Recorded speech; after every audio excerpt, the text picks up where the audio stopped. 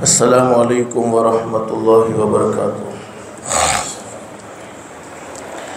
अल्हम्दुलिल्लाहि रब्बिल आलमीन वल आक़िबतु लिल मुत्तक़ीन वस्सलातु वस्सलामु अला सय्यिदिल अंबियाइ वल मुरसलीन व अला आलिहि व अस्हाबिहि अजमाइन, अम्मा बाद। अऊज़ु बिल्लाहि मिनश शैतानिर रजीम, बिस्मिल्लाहिर रहमानिर रहीम। इन्ना नहनु नज़्ज़लना ज़िक्र व इन्ना लहू लहाफ़िज़ून।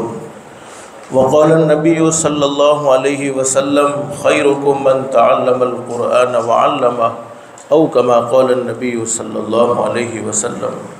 सदक़ल्लाहुल अलियुल अज़ीम व सदक़ रसूलुहुन नबियुल करीम। रब्बि इश्रह ली सदरी व यस्सिर ली अमरी वहलुल उक़दतम मिन लिसानी यफ़क़हू क़ौली। सुब्हानक ला इल्म लना इल्ला मा अल्लमतना इन्नक अंतल अलीमुल हकीम। दुरूद शरीफ पढ़ ले। अल्लाहुम्मा सल्लि अला मुहम्मद व अला आलि मुहम्मद कमा सल्लैता अला इब्राहीम व अला आलि इब्राहीम इन्नका हमीदुम मजीद। अल्लाहुम्मा बारिक अला मुहम्मद व अला आलि मुहम्मद कमा बारकता अला इब्राहीम व अला आलि इब्राहीम इन्नका हमीदुम मजीद। गिरामी कदर उलमाए किराम, बुज़ुर्गान मोहतरम और मेरे प्यारे दोस्तों, अल्लाह का हम सब पर बहुत बड़ा एहसान और बहुत बड़ा करम है कि अल्लाह पाक ने हम सब को थोड़ी देर के लिए अपने घर में यानी मस्जिद में जमा फरमाया। दुआ करो अल्लाह हम सब के जमा होने को कबूल फरमाए। हदीस शरीफ में हज़रत नबी करीम सल्लल्लाहु अलैहि वसल्लम ने अपनी सच्ची ज़ुबान मुबारक से ये बात बयान फरमाई है, मस्जिद में आने वाला अल्लाह का मेहमान होता है और अल्लाह रब्बुल आलमीन ख़ुद उसके मेज़बान होते हैं। हम अपने घर में किसको बुलाते हैं? जिससे मोहब्बत होती है, जिससे खुसूसी ताल्लुक़ होता है। अल्लाह पाक भी अपने बंदों में से उन्हीं बंदों को अपने घर पर बुलाते हैं जिन बंदों से अल्लाह पाक को खुसूसी मोहब्बत है, खुसूसी ताल्लुक़ है। बस अल्लाह से दिल से दुआ करते रहना चाहिए, अल्लाह तूने दुनिया में हमें अपना मेहमान बनाया है, अल्लाह के लिए कोई मुश्किल नहीं, अल्लाह हम सबको जन्नतुल फिरदौस में भी अपना मेहमान बनाए। मौलाना ने अभी इनाम देने की बात की और बीच में आ गया बयान, तो हो सकता है कि आपका मूड ऑफ हो गया हो, इसलिए कि इनाम मिल जाता तुम भाग जाते, बैठने वाले थोड़ी थे। फिर सही कह रहा हो गलत कह रहा हो? जब इनाम मिल जाता फिर तुम कहाँ से बैठते? इसलिए इनाम तो मिलेगा। हकीकी इनाम तो बोलो कौन देगा? एक अल्लाह। अल्लाह रब्बुल आलमीन ने हमें दुनिया में बहुत सारी नेमतें नसीब फरमाई है। उन नेमतों में एक नेमत फरमा बरदार औलाद का मिलना। देखो आज मुझे बयान नहीं करना है, आप टेंशन मत लो, कोई लंबी चौड़ी बातें नहीं। और एक बात भी कह दूँ कि ये जितने भी उलमा इकराम है उनसे मेरी कोई बात नहीं, ये तो इसलिए तशरीफ़ फरमाए कि मैं कोई गलती करूँ तो मेरी इस्लाह कर दे। मेरी बातों से मेरे जवान भाई और यहाँ पर जो बच्चे सुन रहे हैं इनसे होगी। बस अल्लाह से दिल से दुआ कर लो, अल्लाह हम सबको अमल की तौफीक नसीब फरमाए, वरना मैं ख़ुद उलमा की नसीहत का मोहताज हूँ। अल्लाह से दिल से दुआ कर लो, अल्लाह हम सबको उलमा की कदरदानी की तौफीक नसीब फरमाए। हज़रत हकीम अख्तर साहब रहमतुल्लाह अलैह बड़ी ज़बरदस्त बात बयान फरमाया करते थे, वो लोगों अपने बच्चों को पढ़ाने वाले असातिज़ा की, अपने उलमा की कदर कर लो। अगर ये नहीं होंगे तो तुम्हारे जनाजे की नमाज़ पढ़ाने वाला भी बोलो कोई नहीं होगा। लेकिन मैं असल मुख्तसर बतलाना ये चाहता हूँ, आज कोई बयान नहीं, कुछ ज़रूरत की बातें मेरी भी हैं, कुछ ज़रूरत की बातें आपकी भी हैं। हर इंसान चाहता है कि मेरी औलाद मेरा नाम रोशन करे, बोलो चाहता है कि नहीं चाहता? और हर एक की ये तमन्ना होती है। देखो दुनिया में कोई इंसान नहीं चाहता, मैं नहीं चाहूँगा कि मुझसे आगे कोई बढ़ जावे, लेकिन औलाद के बारे में ये ज़रूर चाहूँगा कि मेरी औलाद मुझसे आगे निकल जावे। हर एक की ये तमन्ना होती है, हर एक की ये चाहत होती है। तो उन अपनी औलाद को कामयाब और सक्सेसफुल देखना चाहते हैं, आँखों की ठंडक देखना चाहते हैं, तो उसके लिए हमें क्या करना चाहिए वो कुछ ज़रूरी बातें आपकी खिदमत में रखनी है। अल्लाह सबसे पहले मुझे फिर आपको अमल की तौफीक नसीब फरमाए। एक बात तो फ़ाइनल और तयशुदा है कि हर इंसान को बोलो ये दुनिया छोड़कर चले जाना है। जब दुनिया छोड़कर चले जाना है, और ये बात भी फ़ाइनल है कि एक न एक दिन बोलो ये पूरी दुनिया भी ख़त्म हो जाएगी, और जिस दिन पूरी दुनिया ख़त्म हो जाएगी उस दिन को क़यामत का दिन कहते हैं। और हम सब का ये अक़ीदा होना चाहिए, हम सब का ये ईमान होना चाहिए कि एक न एक दिन क़यामत कायम होनी है, दुनिया ख़त्म होनी है। और ये बात अल्लाह कुरान करीम में बयान फरमाते हैं, यौम यफिरुल मरउ मिन अखीही व उम्मिही व अबीही व साहिबतिही व बनी। अल्लाह फरमाते क़यामत का दिन वो दिन होगा, उस वक्त भाई भाई के काम आने को तैयार नहीं, बेटा बाप के काम आने को तैयार नहीं, बाप बेटे के काम आने को तैयार नहीं, माँ बेटी के काम आने को तैयार नहीं, बेटी माँ के काम आने को तैयार नहीं।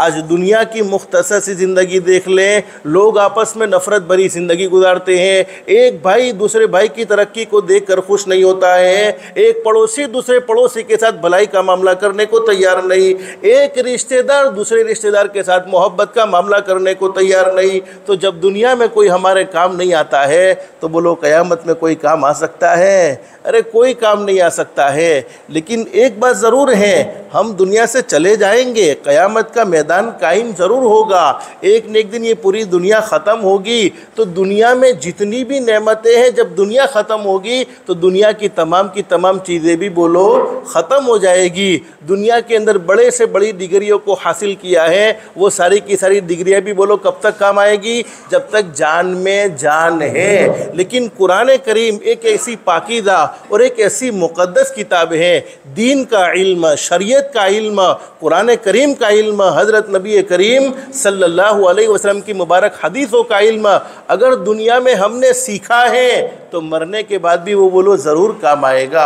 और बोलो मेरे प्यारो, हम सब गुनाह करते कि नहीं करते? अरे बोलो हमसे गुनाह होता है कि नहीं होता? हमारी ज़िंदगी के कोई 24 घंटे हमें ऐसे नज़र नहीं आते हैं जिन 24 घंटों में हमने कोई अल्लाह को नाराज़ करने वाला काम न किया हो, बल्कि रोज़ाना कोई न कोई गुनाह हमसे हो जाता है। कभी नमाज़ कज़ा हो जाती है तो कभी जमात छूट जाती है, कभी आँखों का गलत इस्तेमाल कर लिया तो कभी कान से किसी की गलत बातें सुन ली तो कभी ज़ुबान से किसी के बारे में गलत बातें कर दी। कोई न कोई गुनाह हमारी ज़िंदगी में होता रहता है। अरे मेरे भाइयों, हमारी औलाद से हमें बड़ी मोहब्बत है, लेकिन अगर वो नाफरमानी ज़्यादा करे, औलाद माँ बाप को नाराज़ करे तो माँ बाप भी बोलो गुस्से होते कि नहीं होते हैं? माँ बाप भी तंग हो जाते हैं, चूँकि एक इंसान के अंदर दिल रखा हुआ है। हाँ, ये अलग बात है कि माँ बाप का दिल बहुत बड़ा होता है।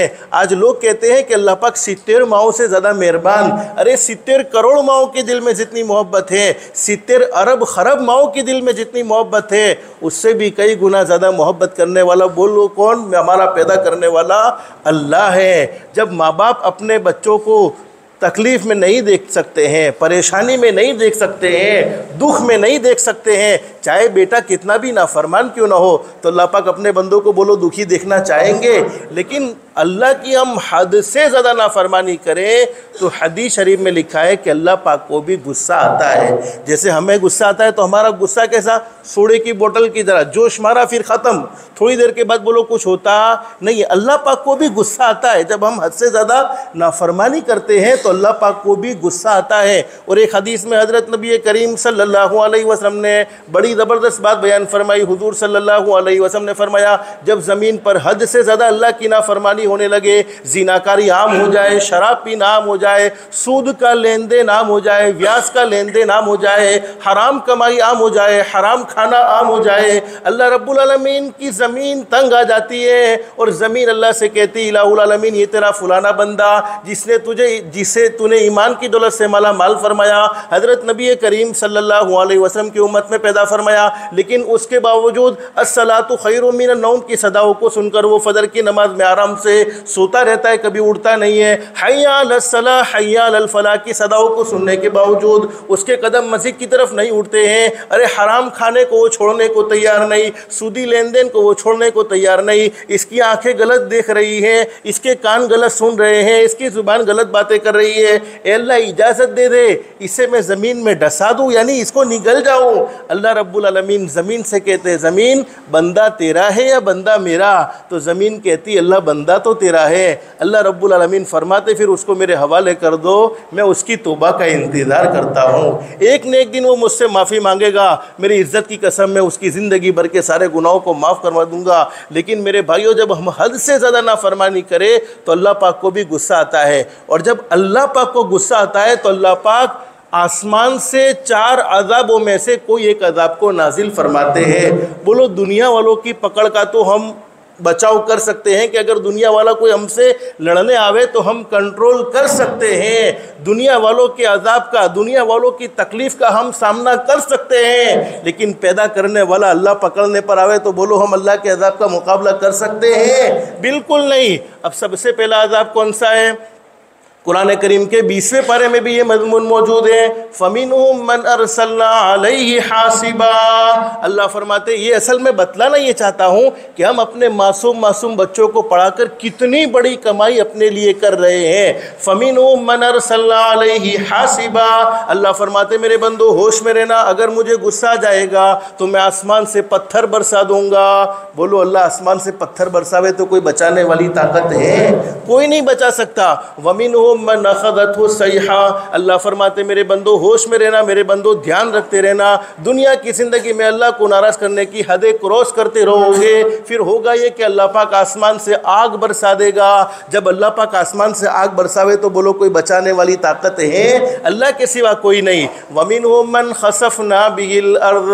अल्लाह फरमाते ओ मेरे बंदो होश में रहना, अगर मेरी नाफरमानी हद से ज़्यादा बढ़ती रहेगी, मुझे नाराज़ करने वाले काम हद से ज़्यादा करते रहोगे, अल्लाह की ज़मीन पर ज़िनाकारी आम हो जाएगी, अल्लाह की ज़मीन पर सूदी लेन देन आम हो जाएगा। अल्लाह पाक फरमाते फिर ज़मीनों को फाड़ दिया जाएगा और ज़मीनों में डसा दिया जाएगा। और बोलो ये अज़ाब हमारे गुजरात में आया कि नहीं आया? हर एक ने देखा होगा धरतीकंप 26वीं जनवरी को आया था। बहुत सी जगहों पर अभी तुर्की के अंदर धरतीकंप आया। लोग कहते हैं, साइंस कहती है कि होता यह है कि वो प्लेटें ज़मीन के नीचे रखी हुई हैं और वो घूमती है तो अल्लाह की ज़मीन हिलती है। लेकिन उलमा जानते, हदीस शरीफ में लिखा है जब अल्लाह की ज़मीन पर हद से ज़्यादा गुनाह होने लगते हैं, अल्लाह पाक फरिश्तों को फिर हुक्म देते हैं। एक फरिश्ते को कहा जाता है यहाँ से ज़मीन को खींचो, दूसरे फरिश्ते को कहा जाता है यहाँ से ज़मीन को खींचो, फिर ज़मीन फटती है और लोग उसमें ढस जाते हैं। और ये अज़ाब तो हमने अपनी आंखों से देखा है। और चौथा अज़ाब बयान फरमाया वमिनहुम मन अग़रक़ना।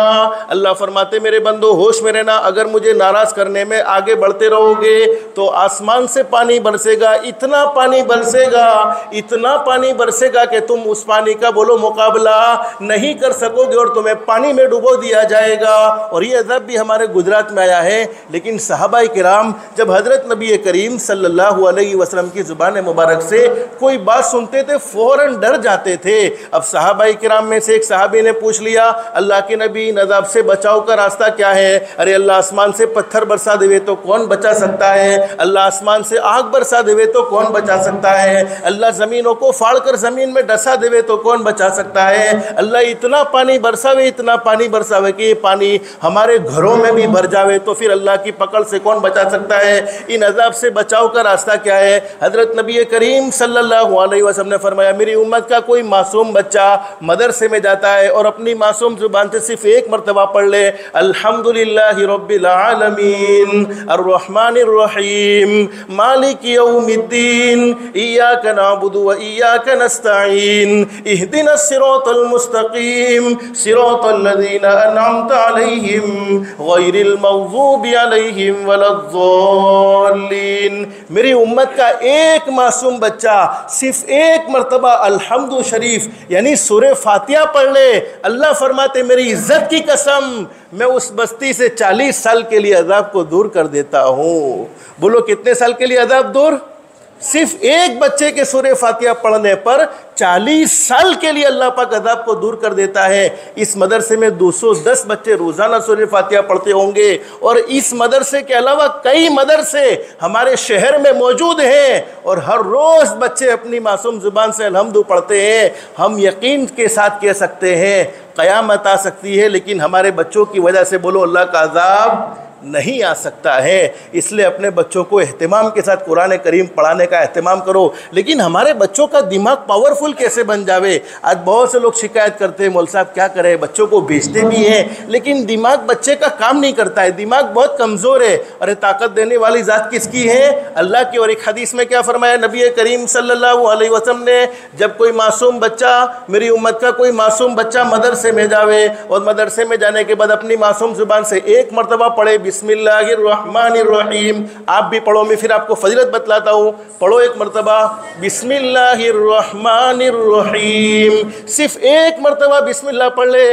हदीस शरीफ में फरमाया नबी करीम सल्लल्लाहु अलैहि वसल्लम ने उस मासूम बच्चे के एक मरतबा बिस्मिल्लाह पढ़ने की बरकत से अल्लाह रब्बुल आलमीन उस बच्चे के लिए, उसके पढ़ाने वाले उस्ताद के लिए और उसके माँ बाप के लिए हमेशा हमेश के लिए जहन्नम से आज़ादी का फैसला फरमा देते हैं। और एक अमल आपको बतलाऊं, सिर्फ आप थोड़े से सेकंड में, बल्कि यूं समझो 5 सेकंड या 4 सेकंड में 76,000 यानी 76,000 गुनाहों को माफ़ करवा सकते हैं, 76,000 नेकियां नामा अमाल में लिखवा सकते हैं और 76,000 दर्जात अल्लाह पाक हमारे बुलंद फरमा देगा। सिर्फ कितने सेकंड में बोलो? सिर्फ 4 या 5 सेकंड में। हदीस शरीफ में फरमाया नबी करीम सल्लल्लाहु अलैहि वसल्लम ने, मेरा कोई उम्मती एक मरतबा बिस्मिल्लाह पढ़ ले। बिस्मिल्लाह में 19 हुरूफ है। आप उलमा से पूछो, खुद भी गिनो बिस्मिल्लाह में कितने हुरूफ? 19 हुरूफ है। फरमाया नबी करीम सल्लल्लाहु अलैहि वसल्लम ने, अल्लाह रब्बुल आलमीन उससे हर हर्फ के बदले में 4,000 नेकियां नसीब फरमाते हैं और हर हर्फ के बदले में अल्लाह पाक उसके 4,000 गुनाहों को माफ़ फरमा देते हैं और 4,000 नेकियां उसके नामा अमल में लिख दी जाती है, 4,000 दर्जात उसके अल्लाह पाक बुलंद फरमा देते हैं। सिर्फ 5 सेकंड बिस्मिल्लाह पढ़ने में बोलो कितना वक्त लगता है? आप घड़ी देखो, आराम से पढ़ेंगे तब भी 5 सेकंड से ज़्यादा नहीं। बिस्मिल्लाहिर्रहमानिर्रहीम। सिर्फ एक मरतबा बिस्मिल्लाह पढ़ने की बरकत से अल्लाह पाक 76,000 गुनाहों को माफ़ फरमा देते हैं, 76,000 नेकियां नामा अमाल में लिख देते हैं और 76,000 दर्जात हमारे बुलंद फरमा देते हैं। तो मैं असल बतलाना ये चाहता हूँ कि हम चाहते हैं कि हमारे बच्चों को कामयाब देखें, हमारे बच्चों को सक्सेसफुल देखें। पहला काम ये करो कि इस्लामी लिबास के साथ, मदरसे की तरफ से जो लिबास तय किया गया है उस लिबास के साथ अपने बच्चों को भेजने की कोशिश करो। अगर ये लिबास, इस्लामी लिबास तुम्हारे बच्चों के बदन पर होगा, बहुत सी मरतबा मैंने ये चीज़ नोट की है कि हम अपने बच्चों को कई साल तक मदरसे में भेजते हैं और उलमाए किराम तशरीफ़ फरमाए जो बड़े बड़े मदरसे में पढ़े हैं, जब बड़े मदरसे में हम दाखिला लेते हैं तो सबसे पहला काम मदरसे वाले क्या करते हैं? उसके लिबास को चेंज कर देते हैं। यानी अब वो मदरसे में पैंट शर्ट नहीं पहनेगा। अच्छा, मैं पैंट शर्ट पहनना नाजायज़ नहीं कहता, जायज़ है, लेकिन मदरसे वाले पहला काम ये करेंगे कि उसका पैंट शर्ट ख़त्म कर देंगे और उसे इस्लामी लिबास पहनाएंगे। अब वो इस्लामी लिबास के साथ मदरसे में रहता है, अगरचे 6 महीने मदरसे में रहा हो, अगरचे 3 महीने मदरसे में रहा हो, फिर मदरसे से निकल भी जावे, अल्लाह ना करे उसकी मुकद्दर में हाफिज बनना नहीं लिखा हुआ था, उसकी मुकद्दर में आलिम बनना नहीं लिखा हुआ था, लेकिन लिबास का असर ऐसा होता है कि अल्लाह पाक उसे किसी न किसी दर्जे का काम का बना देते हैं। तो पहला काम अपने बच्चों का लिबास, बोलो कौन सा लिबास होना चाहिए? इस्लामी लिबास होना चाहिए। इसको मामूली मत समझो कि आज का दिन में ये फुलाने लिबास के साथ भेज दूँ तो क्या होगा, अरे बहुत कुछ नुकसान होगा। लिबास के बच्चों पर असर होते हैं। दूसरा काम ये करो, देखो मेरे प्यारो, अभी बहुत से लोगों को इनाम मिलेगा, आप बहुत खुश होंगे, चूँकि असल हकीकी इनाम तो अल्लाह की तरफ से मिलेगा, लेकिन जिन बच्चों को इनाम दिया जाएगा हकीकत ये है कि उनके माँ बाप को बड़ी खुशी होगी कि हमारे बच्चों ने हमारा नाम बोलो रोशन किया है। तो ये कुछ चीज़ें ज़रूरी मैं आपके अंदर आपको बतलाता हूँ शामिल करने की। दूसरा, बगैर ज़रूरत के गैर हाज़िरी अपने बच्चों की बोलो नहीं होनी चाहिए। अब हम सोचते हैं कि यार एक दिन में क्या हो गया, हमने अपने असातिज़ा से सुना, अपने उलमा से सुना और ख़ुद भी हमने ये महसूस किया कि एक दिन की गैर हाज़िरी बच्चों के 40 दिन की बरकत को ख़त्म कर देती है। अब 40 दिन तक बच्चे का दिमाग बोलो काम करेगा नहीं, सिर्फ एक दिन किसी छोटे छोटे बड़ी मजबूरी यानी ऐसी बीमारी जिसमें मदरसे में आना बोलो मुमकिन नहीं है। हमने कई मरतबा ऐसा नोट किया, कई मदरसों के अंदर हमने ऐसी तरतीब बनाई कि हमने ये तय किया कि हम अपने बच्चों में से जितने बच्चे हमारे पास पढ़ने वाले हैं, जिस बच्चे की गैरहाज़िरी साल में एक भी नहीं होगी उसको एजाज़ी इनाम यानी उसके इकराम के तौर पर उसे इनाम दिया जाएगा। तो अल्हम्दुलिल्लाह कई बच्चे ऐसे मिलते हैं जिनकी बोलो साल भर में एक भी गैरहाज़िरी होती नहीं है। तीसरी बात मैं आपसे ये कहूँगा, हमारे बच्चे बोलो बहुत कीमती हैं और माँ बाप से ज़्यादा बच्चों को मोहब्बत, माँ बाप से ज़्यादा बच्चों से ज़्यादा मोहब्बत करने वाला कोई होगा? सबसे ज़्यादा मोहब्बत माँ बाप के दिल में होती है। और एक बड़ी बात, हम सबके लिए दुआ करते हैं, हमारे लिए भी सब दुआ करते हैं, लेकिन जितना माँ बाप अपने बच्चों के लिए दिल से दुआ करते हैं इतना बोलो दुनिया में कोई और दिल से दुआ कर सकता नहीं है। आपने उम्रा का सफ़र किया, बोलो किया? बहुत से लोग गए होंगे, उम्रा में गए कि नहीं गए, और नहीं गए तो हज उम्रा में जाना चाहते कि नहीं चाहते हैं। अल्लाह से दिल से दुआ कर लो, अल्लाह के लिए कोई मुश्किल नहीं। अल्लाह हर एक को हज की शहादत नसीब फरमाए, अल्लाह हर एक को उम्रा की हाज़िरी नसीब फरमाए। हज़रत शेख सादी रहमतुल्लाह अलैह ने लिखा है कि एक छोटी सी कीड़ी जिसको कहते हैं चूंटी, चूंटी के दिल में ये तमन्ना हो गई कि मैं बैतुल्लाह का दीदार करना चाहती हूँ। अल्लाह पाक ने चूंटी की, अल्लाह पाक तो हर मखलूक की ज़ुबान को जानता है, कीड़ी की सुनी, और कीड़ी के लिए अल्लाह पाक ने फ़्लाइट का इंतज़ाम किया। कौन सी फ़्लाइट? कबूतर। और हरम में जो गए इन्होंने कबूतरों को देखा होगा, बहुत ज़्यादा वहाँ देखने को मिले हैं। कबूतर को भेजा कीड़ी के पास, कीड़ी के दिल में बात डाली, कबूतर पर सवार हो जाए, अल्लाह ने उसे हरम तक पहुँचा दिया। तो जब अल्लाह पाक कीड़ी की तमन्ना पूरी कर सकता है तो हम तो शान वाले नबी के शान वाले उम्मत ही है कि अल्लाह पाक हमारी तमन्ना पूरी नहीं करेगा।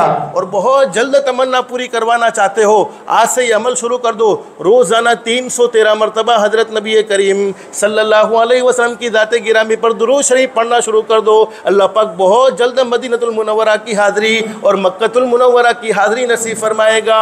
तो आपने मक्के के एक इमाम का नाम सुना होगा, अब्दुर्रहमान अस-सुदैस। बहुत बेहतरीन नमाज़ पढ़ाते हैं। जो लोग उम्रा करके आते हैं, जब वो या इंडिया में आकर नमाज़ पढ़ते हैं तो कई कई दिन तक मदीनतुल मुनव्वरा की नमाज़ें उन्हें याद आती हैं, मक्कतुल मुकर्रमा की नमाज़ें उन्हें याद आती हैं कि वहाँ इमाम का कुरान का पढ़ना, और वहाँ कुरान करीम का चूँकि नाजिल वहाँ हुआ, उनकी ज़ुबान अरबी ज़ुबान, और वो जो कुरान करीम को पढ़ते हुए जो अल्लाह के सामने रोते हैं, वो सारी बातें हमें यहाँ आने के बाद याद आती हैं। अब्दुर्रहमान अस-सुदैस जो मगरिब की नमाज के इमाम हैं, वो ख़ुद अपना वाक़या सुनाते हैं कि मैं छोटा सा बच्चा था। अब्दुर्रहमान अस-सुदैस अभी इमाम नहीं है, मक्के के इमाम नहीं थे, अभी छोटे से बच्चे थे। और बच्चे शरारती ज़रूर होते हैं। आज बहुत से बच्चों के अंदर रुकावटें पैदा हुई हैं, उसको नोट किया तो बाज़ दफ़ा होता ये है, हमारे बच्चों के बारे में कभी कभी हम कुछ बकवास कर देते हैं। बच्चों की शरारती को देखकर, बच्चों की मस्ती को देखकर हम अपनी ज़ुबान से कुछ ऐसे कलिमात बोल देते हैं जिसके नतीजे में कबूलियत की घड़ी होती है और अल्लाह पाक उन कलिमात को सुन लेता है। फिर हमारा बच्चा तरक्की करना चाहे तब भी बोलो कर सकता, और हम परेशान हो जाते हैं कि पता नहीं क्या हो गया है। अरे कुछ नहीं हुआ है, तुमने कभी अपने बच्चे के बारे में कुछ ऐसी बात कह दी है, कभी कुछ बद्दुआ दे दी है, कुछ गलत सलत बात कह दी है जो अल्लाह ने कबूल कर ली है, अब वो तुम्हारे लिए रुकावटें बन रही है। अब्दुर्रहमान अस-सुदैस फरमाते मेरे घर पर मेहमान आ गए, आज अल्हम्दुलिल्लाह वहाँ वुसअत है, मालदारी है, उस ज़माने में मालदारी नहीं थी। अब माँ ने बड़ी मेहनत से खाना बनाया और मेहनत से खाना बनाया और अभी इंतज़ार है मेहमान को खिलाने का, और मेहमान घर पर मौजूद है। लेकिन मैंने शरारत ये करी कि पूरे के पूरे खाने में मेहमानों का जो खाना बना हुआ था उसमें मिट्टी डाल दी। अब पूरी मिट्टी भर दी। मेरी माँ ने देखा कि अभी मेहमान खाने का इंतज़ार कर रहे हैं और ये बेटे ने शरारत की कि मिट्टी खाने के अंदर डाल दी। बोलो आज की माँ होती तो क्या करती? अरे बोलो ना क्या करती? न जाने क्या से क्या उसकी पिटाई हो जाती, न जाने क्या से क्या बोल देती। लेकिन वो माँ गुस्से हुई और गुस्से में आकर माँ ने कहा, अब्दुर्रहमान तूने शरारत की है, मेरा दिल दुखा है, जा अल्लाह तुझे मक्के का इमाम बना देवे, जा अल्लाह तुझे मक्के का इमाम बना देवे। वही अब्दुर्रहमान अस-सुदैस फरमाते हैं कि आज मैं मक्के का इमाम हूँ, ये मेरी माँ की दुआ है। इसलिए मेरे प्यारो, जब भी अपने बच्चों को मदरसे में भेजो, थोड़ी देर अल्लाह के सामने मांग लिया करो, अल्लाह मेरे बस में जो था, दिमाग की ताकत देने वाला तू भी है। बहुत से लोग हमसे मसला पूछते हैं कि मौला साहब क्या करूँ, बच्चे को हाफिज बनाऊँ तो भूल जाएगा तो गुनाह नहीं मिलेगा? हाँ, भूलने पर गुनाह ज़रूर है, लेकिन जानबूझकर भूलने पर गुनाह है। मिसाल के तौर पर हम हाफिज हैं, अब पढ़ना छोड़ देते हैं, फिर भूल जाते हैं, तो फिर समझो कि गुनाह है। लेकिन हम पाबंदी के साथ कुरान करीम की तिलावत कर रहे हैं, कुरान करीम का हक अदा कर रहे हैं, अब हमारा दिमाग कमज़ोर है, याद नहीं रहता है, तो अब अल्लाह की तरफ से कोई पकड़ नहीं। और दिमाग कमज़ोर क्यों होता है? इंसान जब गुनाह ज़्यादा करता है, अल्लाह को नाराज़ करने वाला काम ज़्यादा करता है, तो अल्लाह पाक उसकी दिमाग की शक्ति को छीन लेते हैं, ख़त्म कर देते हैं। तो अपने बच्चों के लिए दुआएं करो, कभी बद्दुआ बोलो आज से बच्चों के बारे में नहीं करेंगे, बच्चों को गलत सलत नहीं कहेंगे। बच्चों पर गुस्सा भी है तो गुस्से में भी ऐसी अच्छी बात कह दो कि अल्लाह उसको कबूल कर ले और हमारा बेड़ा पार हो जावे। बोलो हमारा बच्चा कामयाब, तो बोलो हम कामयाब है कि नहीं? हम ज़रूर कामयाब हैं, मरना ज़रूर है अगर बच्चों को दीन सिखाया है, कुरान करीम की तालीम दी है, हदीस शरीफ की तालीम दी है। हम तो मरकर दुनिया से चले जाएंगे, अब हमारा बच्चा जितने भी नेक काम करेगा, जितने भी अल्लाह को राज़ी करने वाले काम करेगा, वो सारा सवाब बोलो किसको मिलता रहेगा? हमें भी मिलता रहेगा। तो ये मैं आपको तीसरा काम ये बतलाना चाहता था। अपने बच्चों के लिए ख़ास दुआएं करेंगे और बच्चों को आगे बढ़ाना चाहते हो, देखो ये बात आपको अच्छी नहीं लगेगी, 100% नहीं लगेगी, 100% नहीं लगेगी, लेकिन मैं खुद अपने बारे में ये बात कहूँ, अगर मैं अपने बेटे को किसी मदरसे में भेजूँ और मदरसे में भेजने के बाद मुझे ये उम्मीद हो कि मेरा बच्चा बड़ा कामयाब हो जाए, हर माँ बाप को ये उम्मीद होती है, मुझे भी ये उम्मीद है कि मेरा बच्चा बड़ा कामयाब हो जाए, बड़ा अल्लाह को राज़ी करने वाला हो जाए, बड़ा मुत्तकी परहेज़गार हो जाए, और उसके पढ़ाने वाले उस्ताद के बारे में मेरे दिल में गलत सलत बातें हैं, गलत ख्यालात हैं। मेरा बच्चा 1 महीना नहीं, 2 महीना नहीं, 1 साल नहीं, 2 साल नहीं, 10 साल तक उस मदरसे में पढ़ता रहेगा, लेकिन जब तक उस्ताद की मोहब्बत मेरे दिल में नहीं है, तब तक वो मेरा बच्चा कामयाबी की राह पर बोलो पहुंच सकता नहीं है। कुरान का एहतराम ज़रूरी है, तो कुरान का एहतराम ज़रूरी है, तो जिनके सीनों में अल्लाह का कुरान है उनका एहतराम भी ज़रूरी है। अब हम अपने बच्चे के पढ़ाने वाले उस्ताद के बारे में गलत ख्याल रखे, गलत सोच रखे, मेरे बेटे की ये ताकत नहीं है कि वो उस्ताद की फरियाद घर पर आकर करे। मैं खुद पूछूंगा मौलाना से मेरा बेटा कैसा चलता है, और मैं खुद ये कहूँगा कि मौलाना मेरे बच्चे के साथ थोड़ा नरमी का मामला करना, ये बहुत इसको मदरसे में जाते बहुत अच्छा नहीं लगता, तो मैं समझाता हूँ उसे बहुत प्यार मोहब्बत से पढ़ाना, उसके साथ शफकत का मामला करना, लेकिन मुझे ये हक बोलो नहीं। एक आखिरी बात, आप लोग थक गए हैं, एक आखिरी बात, अपने एक बहुत बड़े अल्लाह के वली का नाम सुना, बोलो सुना होगा, हज़रत पीरान पीर आलिम रब्बानी महबूब सुबहानी शेख अब्दुल कादिर जिलानी रहमतुल्लाह अलैह। नाम सुना है ना भाई, आपने नाम सुना होगा। पीरान पीर के अब्बा का नाम था मूसा, लेकिन लोग मूसा नहीं कहते थे, लोग अबू सालेह कहते थे, इसलिए कि हज़रत अब्दुल कादिर जिलानी रहमतुल्लाह अलैह इतने नेक थे कि उनका लक़ब ये था अबू सालेह, यानी नेकियों के अब्बा।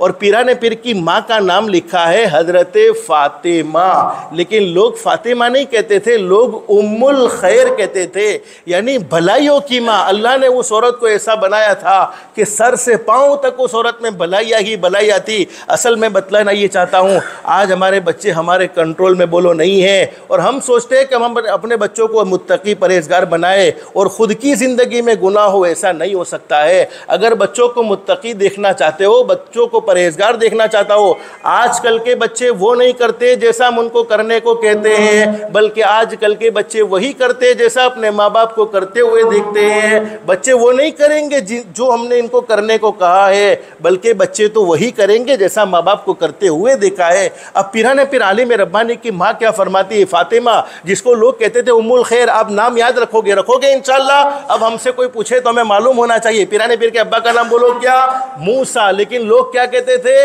अबू साले। पीरान पीर की माँ का नाम क्या, फातिमा, लेकिन लोग क्या कहते थे, उम्मुल खैर। पीरान पीर की माँ फरमाती है मेरे पेट में हमल रहा, मेरे पेट में बच्चा रहा, मैंने अपने पेट में 9 महीने बच्चे को रखा। यहाँ आसमान पर मुझे रमज़ान का चांद नजर आया, ज़मीन पर मुझे अब्दुल कादिर नजर आ गया। पीरान पीर बोलो कौन सी रात को पैदा हुए, रमज़ान की चांदवी रात को। इनका इंतकाल तो रबीउल आखिर की 11वीं या 17वीं तारीख को हुआ, लेकिन उनकी विलादत, उनका पैदा होना रमज़ानुल मुबारक की चांदवी रात को। और पीरान पीर की माँ क्या फरमाती है, मैं अपने बेटे को सहरी से लेकर इफ्तारी तक दूध पिलाऊं तो मेरा बेटा दूध न पिए, और इफ्तारी से लेकर सहरी तक दूध पिलाऊं तो मेरा बेटा दूध पिए। पीरान पीर आलिम रब्बानी शेख अब्दुल कादिर जिलानी रहमतुल्लाह अलैह की माँ फरमाती है ये मेरा प्यारा बेटा उम्मत मोहम्मदिया का ऐसा पहला शख्स था जिसने पैदा होते ही पूरे रमज़ान के रोज़े रख लिए। बोलो इससे अच्छा बेटा कौन हो सकता है, पूरे रमज़ान के रोज़े से पैदा होते ही रख लिए। पीरान पीर की माँ फरमाती है मेरा बेटा 4 साल का हो गया, अब 4 साल का हुआ, अब्बा का इंतकाल हो गया। बोलो अब्बा दुनिया से चले गए, पीरान पीर यतीम हो गए, बाप का साया सर से उड़ गया। अल्लाह हर यतीम की किफ़ालत करे। लेकिन मेरे भाइयों, अब पीरान पीर की माँ उम्मुल खैर, जिसको लोग कहते हैं उम्मुल खैर, नाम है फातिमा, अब वो घर में सिलाई का काम करती थी, लेकिन उसके दिल में ये तमन्ना थी कि बाप का साया तो सर से उड़ गया है, मैं अपने बच्चे को नेक बना दूँ, अपने बच्चे को अल्लाह का वली बना दूँ। तो पीरान पीर की वालिदा ने पर्दे में आकर मकतब में अपने बच्चे को बिठाया, मकतब में वहाँ इन्होंने दाखिला लिया, उस ज़माने की जो तरतीब थी, और मौलाना से कहा कि देखो मौलाना मेरा बेटा यतीम है, इसका बाप नहीं है, मैं खुद इसकी हूँ और घर में सिलाई का काम करती हूँ, बहुत गरीब हूँ, मजदूरी करके उस बेटे की कफ़ालत करती हूँ, मौलाना मेरे बेटे की कोई गलती हो तो उसके साथ आप जो मुनासिब सज़ा उसको देना चाहे देना, लेकिन मेरे बेटे को बोलो मदरसे से निकाल मत देना, मेरे बेटे से तवज्जो हटाना नहीं। अब पिराने पीर बोलो कौन सा दिन? पहला दिन है, मकतब में बैठे हुए हैं, अभी पहला दिन है, माँ तो छोड़कर चली गई। अब पिराने पीर की वालिदा छोड़कर, पिराने पीर छोटे 4 साल के बच्चे को छोड़कर चली गई। अब बेटे अब्दुल कादिर बैठे हुए हैं। मौलाना ने पूछा बेटा नाम क्या? कहा अब्दुल कादिर। आज पहला दिन। कहाँ पहला दिन? पढ़ो बिस्मिल्लाह औज़ु बिल्लाहि मिनश शैतानिर रजीम। पिराने पीर ने पढ़ा औज़ु बिल्लाहि मिनश शैतानिर रजीम। फिर पिराने पीर ने खुद पढ़ना शुरू कर दिया बिस्मिल्लाहिर रहमानिर रहीम अल्हम्दुलिल्लाहि रब्बिल आलमीन अर्रहमानिर रहीम मालिकि यौमिद्दीन। पढ़ते गए, पहला पारा मुकम्मल पढ़ लिया, दूसरा पारा मुकम्मल पढ़ लिया और तीसरा आधा पारा मुकम्मल पढ़ लिया। यानी पहले दिन में बगैर देखे पूरी सूरह बकरा पिराने पीर आलिम रब्बानी शेख अब्दुल कादिर जिलानी रहमतुल्लाह अलैह ने सुना दी। बोलो कितने साल की उम्र? अरे बोलो ना कितने साल की उम्र? 4 साल की उम्र। कितने 2.5 पारे सूरह बकरा, जो हमारे तरावी का तो सिर्फ मेरे ख्याल से 2 दिन का पारा होता है, पूरे 2.5 पारे बगैर देखे सुना दिए। अब पिराने पीर के जो उस्ताद थे मौलाना का बेटा बस कर, बेटा बस कर, मैं तुझे नहीं पढ़ा सकता हूँ, जा तुझे तेरी माँ ही पढ़ाएगी। मैं तुझे नहीं पढ़ा सकता, जा तुझे तेरी माँ पढ़ाएगी। अब पिराने पीर को ये कहकर मौलाना ने बोलो मदरसे से निकाल दिया। हालांकि बच्चे का कोई कसूर था? बोलो बच्चे का कोई कसूर था? कोई कसूर नहीं था, कोई गलती नहीं थी। पिराने पीर घर पर आ गए और माँ को पता चला कि अभी तो मदरसे की छुट्टी भी नहीं हुई है, उससे पहले बेटा घर पर आ गया। ये भी माँ बाप को बड़ी फिक्र होनी चाहिए। और आज तो बड़े आसानी के साथ कह देते मल साहब बेटे का ट्यूशन है, ट्यूशन बिगड़ता है तो मदरसे में कौन पढ़ेगा, कुरान कौन सीखेगा, किताबें कौन सीखेगा? बस स्कूल की ट्यूशन की ये फिक्र है, अल्लाह के कुरान की फिक्र नहीं है, अल्लाह के कुरान की कोई तड़प दिल में नहीं है।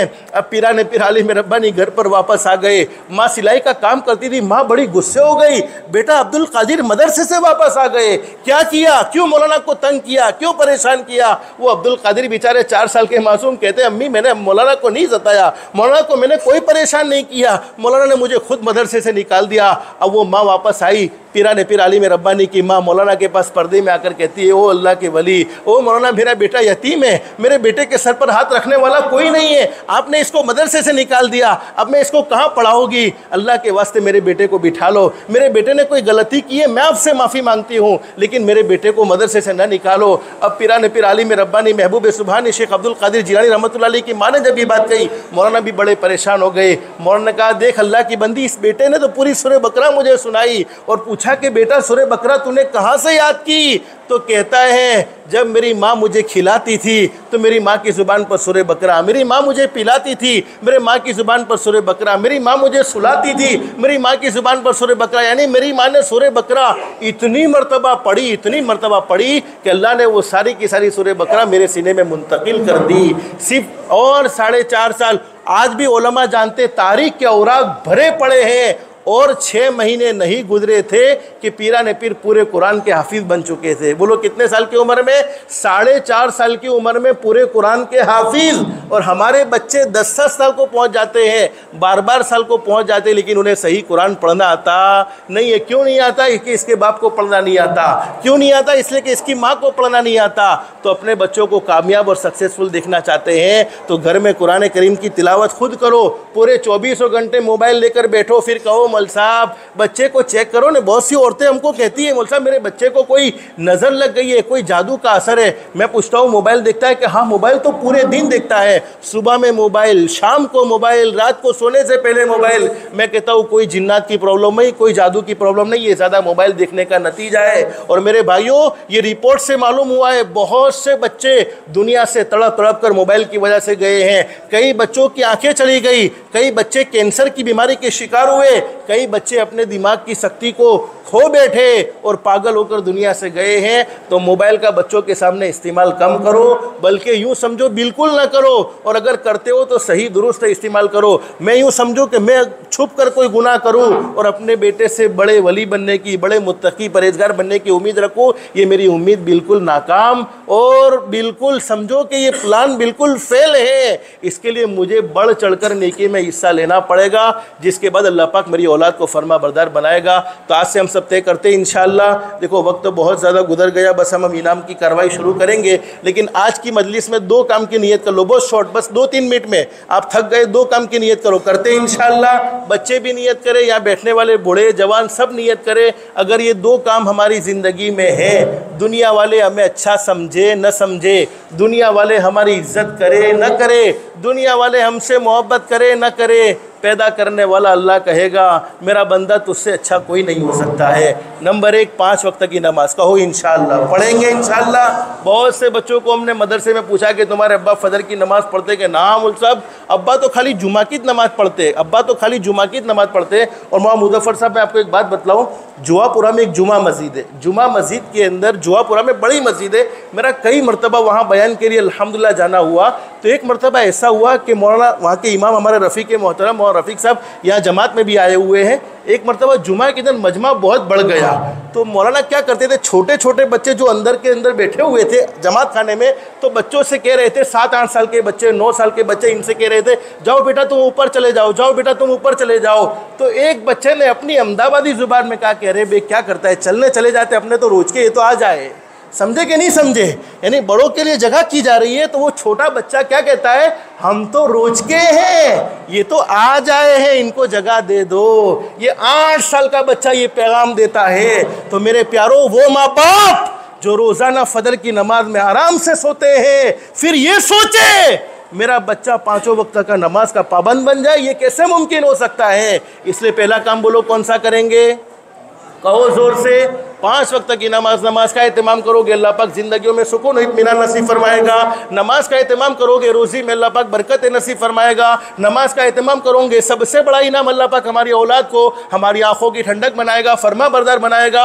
नमाज का एहतमाम करोगे, अल्लाह पाक शैतान मरदूद के हमले से दुनिया में भी हिफाजत फरमाएगा, और आखिरी वक्त में भी शैतान की पूरी ये कोशिश होती है कि ये दुनिया से जाने वाला बगैर ईमान के जाए। नमाज का एहतमाम करेंगे, अल्लाह पाक आखिरी वक्त में शैतान मरदूद को वहाँ से दूर फरमा देगा, और रूह निकालने वाले फरिश्ते मलकुल मौत पहले उसकी रूह को निकालेंगे, रूह को निकालने से पहले उसे खुद कलमा पढ़ाएंगे, फिर उसकी रूह को कब्जा करेंगे। तो पहला काम बोलो कौन सा करेंगे, 5 वक्त की नमाज। बोलो जो अल्लाह के सामने झुकने वाला हो, उससे अच्छा कोई हो सकता है? अरे उससे अच्छा कौन हो सकता है जो अल्लाह के सामने झुकने वाला है। और अल्लाह के सामने झुकने वाले को दुनिया वालों के सामने झुकने की ज़रूरत नहीं पड़ती, बल्कि अल्लाह पाक पूरी दुनिया को उनके सामने झुका देते हैं। तो पहला काम बोलो कौन सा करेंगे, 5 वक्त की नमाज का एहतमाम।